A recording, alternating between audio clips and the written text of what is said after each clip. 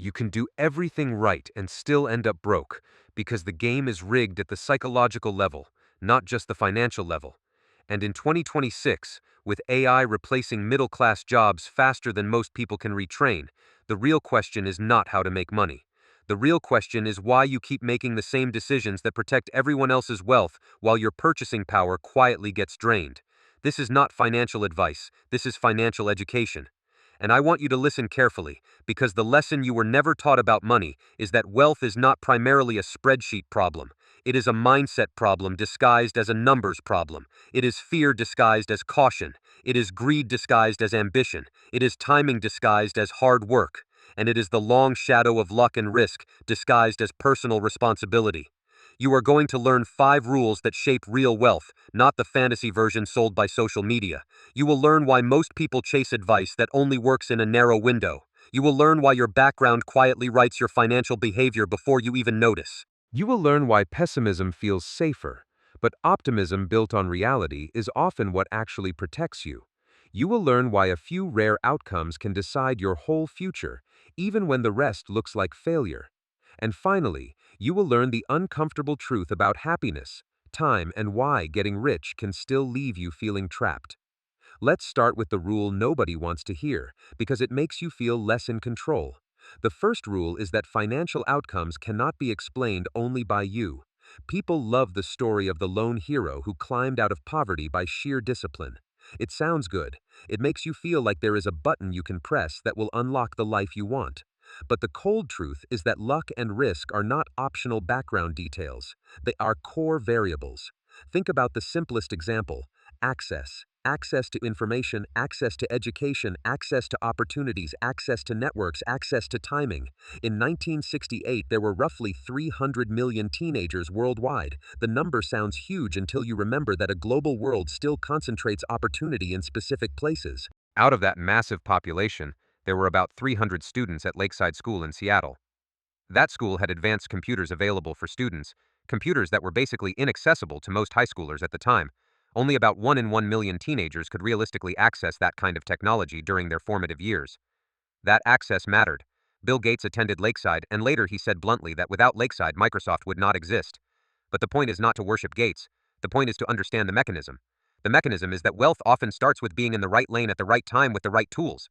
And then, yes, talent and effort matter, but luck stacked the deck first. Now imagine the alternate universe you were never shown. One of the other top students at Lakeside had the intelligence and vision to potentially co-found something huge. He died in a mountaineering accident before that future could happen. The chance of a high school student dying in a climbing accident is also around 1 in 1 million, same order of magnitude as the chance of access. So in that story, you do not get a neat moral about discipline. You get a harsh demonstration of how random outcomes can reroute entire lifetimes. Now bring this to 2026. The access today is not just computers, it is training data access, platform access, distribution access, and increasingly it is who gets the first wave of AI tools that enhance their job performance. If you are in a role where AI automates the task, your hard work becomes irrelevant to the company's math. That is not an opinion, that is the operational reality. A manager does not pay for 10,000 hours of effort when an AI system can produce usable output faster and cheaper. Your effort might still be meaningful as a human contribution, but the market will not reward meaning. It will reward cost efficiency. And here is where it becomes painful. Financial advice usually assumes a world where your effort directly translates into income.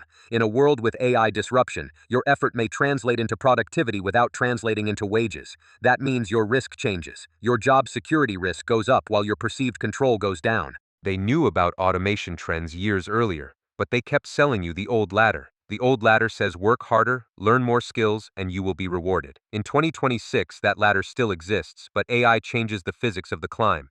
Some rungs vanish, some jobs get combined into fewer roles, some wages get compressed, not because you are less valuable, but because the company can replace your specific output with software. So the first rule is simple and brutal. You do not control everything. You control your decisions, your habits, your survival capacity, your risk limits, but you do not control the external variables that decide whether your strategy even gets a chance to work. If you take only one thing from this, take this next line. Survival beats prediction. Michael Morris, the billionaire behind Squared Capital, has described how his firm survived and succeeded across decades by prioritizing endurance, not short-term wins. Venture capital can be a graveyard of failures. Many firms only look alive for 5 to 10 years because they take risks they cannot afford to lose. Squared Capital endured for about 40 years because its approach treated survival as the primary goal, and Warren Buffett taught the same philosophy in his own way: do not lose capital. Not because capital is sacred, but because losing capital destroys options. If you are gone, you cannot win. If you are still alive, you can wait for the right moment. So here is the cliffhanger that most people refuse to face. Once you accept that luck and risk are real, you stop asking, how do I become rich fastest? And you start asking, how do I avoid self-destruction while the future plays out?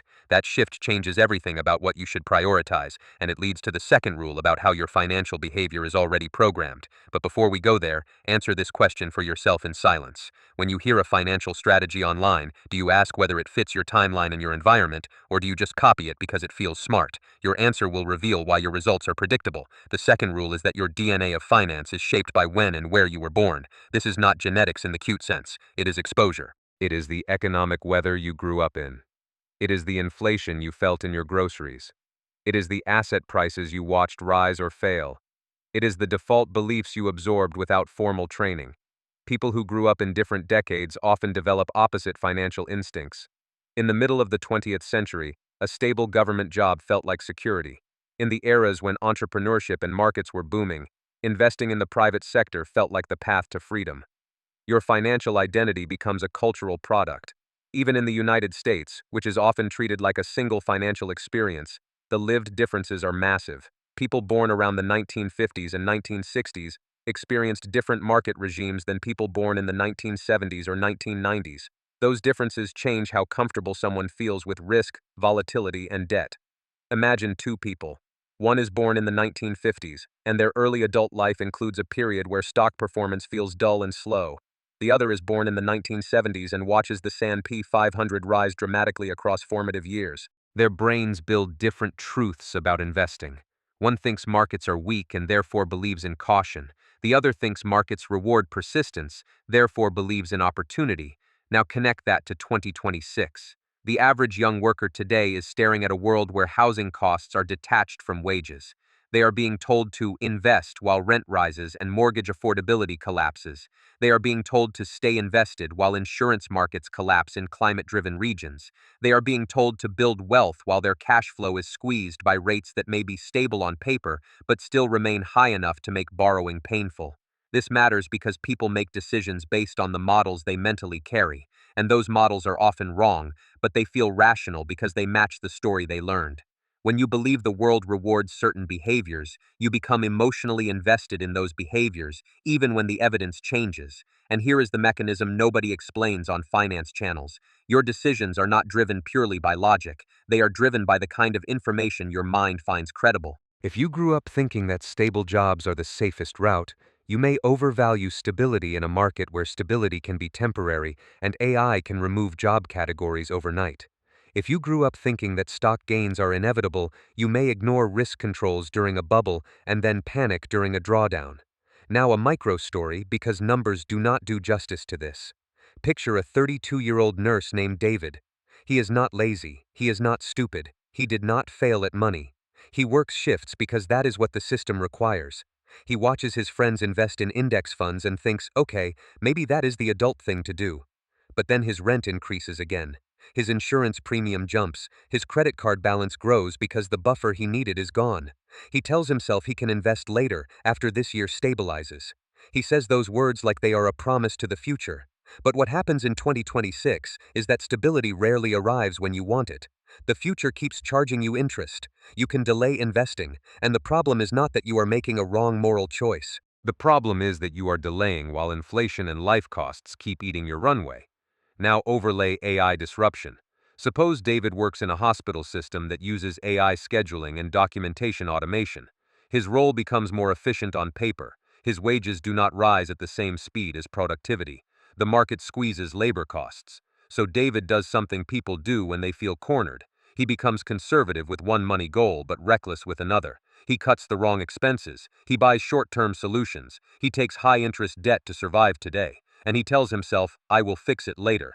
That is the second rule in action. Your financial DNA is shaped by lived experience, and it makes certain choices feel safer even when they are structurally harmful. So do not copy financial advice like it is universal law. Advice is a tool, the fit matters. Now the uncomfortable cliffhanger: most people do not fail because they lack information. They fail because they confuse universal advice with universal physics, and that leads to the third rule, the one that feels backwards because it forces you to challenge your emotional instincts. The third rule is that pessimism about assets feels smart, but it can quietly sabotage your judgment.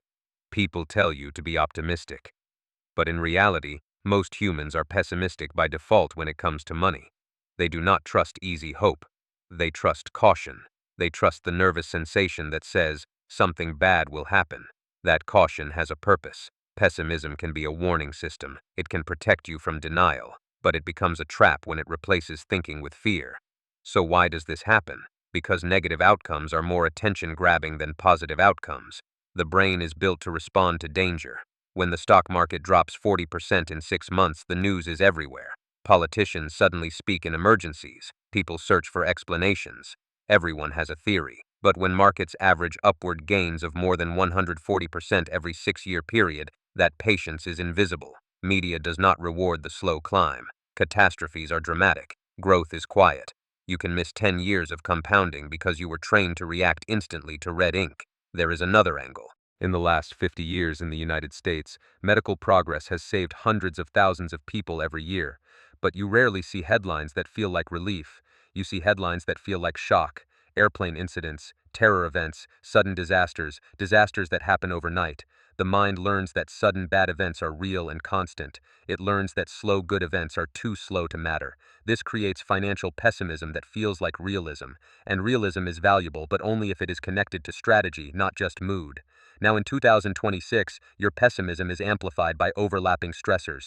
You watch your rent go up, you watch groceries rise, you watch job postings vanish, you watch AI tools advance, you watch housing costs in the United Kingdom, Canada, Australia, and the United States detach from wages, and you watch inflation claims get manipulated in headlines. Rates might come down on paper, but your purchasing power still feels worse than in 1999, 1915, or even prior to recent years. So what do people do? They freeze, they delay decisions, they avoid investing because investing feels like gambling. And then they do something even more damaging. They keep their money in forms that slowly lose value. They let cash erode. They call it safety. Let me explain that with a blunt comparison. In your mind, the safety trade is keep cash now, avoid risk now. But in the real world, the risk might be hidden. The risk is inflation eating your purchasing power while the asset price story feels too scary to face. If you are pessimistic, you will look for reasons to not act. If you are reality-based optimistic, you will look for probabilities and survival paths. The optimal emotional state is not childish hope. It is Hans Rosling's kind of serious reality-based mindset. Measure the world, do not worship extremes. Rosling argued that we should use serious evidence rather than blind optimism or blind pessimism.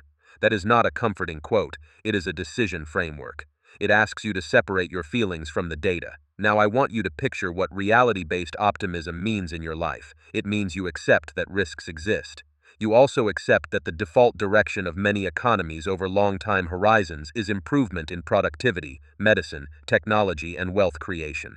The question is not whether improvement exists. The question is whether you will be alive and positioned to benefit when improvement returns. So optimism becomes a survival strategy. And here is where the next rule gets darker, because it reveals why your attention on daily outcomes is misleading. You are not just afraid, you are also looking at the wrong timeline. The cliffhanger sentence is this: a lot of wealth building is not about constant average success. It is about a few rare outcomes that dominate the entire result.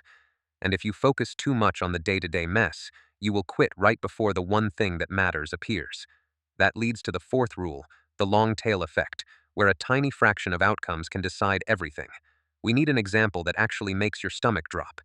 In the world of art collecting, there is a phenomenon described by an art dealer and investor named John Hahn, or rather the story popularized around the famous art investor named Eric Heinsberg in historical retellings.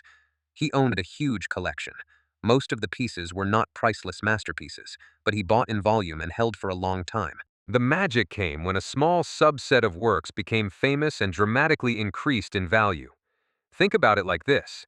If you own 10,000 mediocre items, you are not chasing immediate profit. You are buying the possibility space. You are betting that in a small fraction, something becomes extraordinary. The extraordinary items subsidize the mediocre ones. The overall result is shaped by the long tail. In finance, this shows up everywhere. Venture capital is the classic example. Most startup investments fail, most companies collapse, but a tiny fraction can return enormous capital. Some investments return many multiples. Some firms talk about having winners that make the entire portfolio work, even when many investments die. This is not magic, it is distribution math. It is recognizing that outcomes are not symmetric. Losses cluster near zero, wins explode upward, so the average can be misleading. Your portfolio needs to survive the failures long enough to capture a few big wins. And yes, there is a famous example in the history of Amazon. Most people remember the headline successes. They forget the composition. Amazon's long tail of success benefited from multiple segments, including e-commerce and cloud services. When some experiments failed, the major successes carried the whole story. Jeff Bezos famously did not treat failure like a moral sin. He treated it like an expected cost of exploration.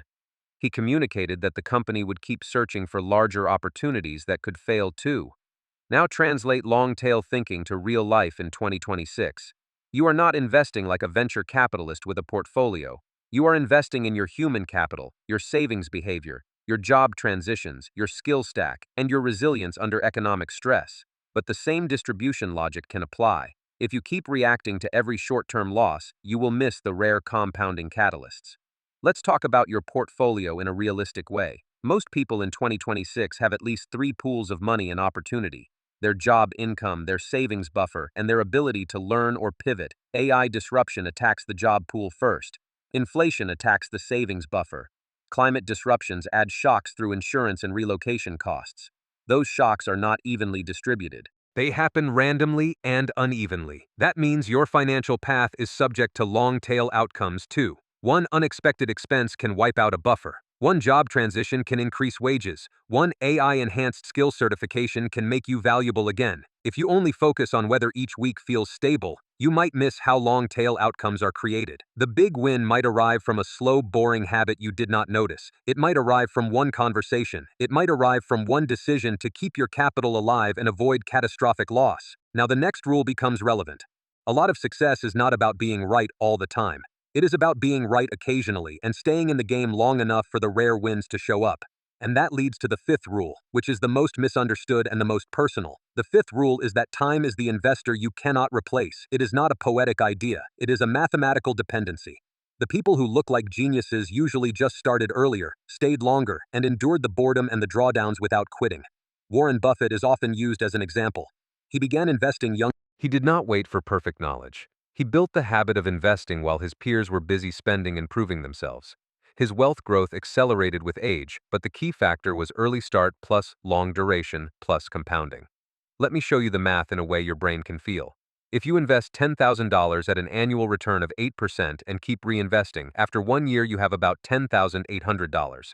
After the second year, the interest applies to the new total. It is not just a linear growth. Compounding means your returns start generating returns. Over 50 years, that $10,000 can turn into nearly $500,000 in this simplified scenario. Now imagine what happens if you postpone compounding until later. If you start at 30 instead of at 11, you cut off decades of growth. And because compounding is exponential, the gap becomes massive. A large part of Buffett-like outcomes is not superior intelligence. It is the timing of his first serious commitment to compounding and the unwillingness to stop. Now compare Buffett to another investor example. Jim Simons, the hedge fund manager who reportedly achieved exceptionally high annual growth over decades. Even if his early start was less young genius and more late pattern discovery, his total wealth growth would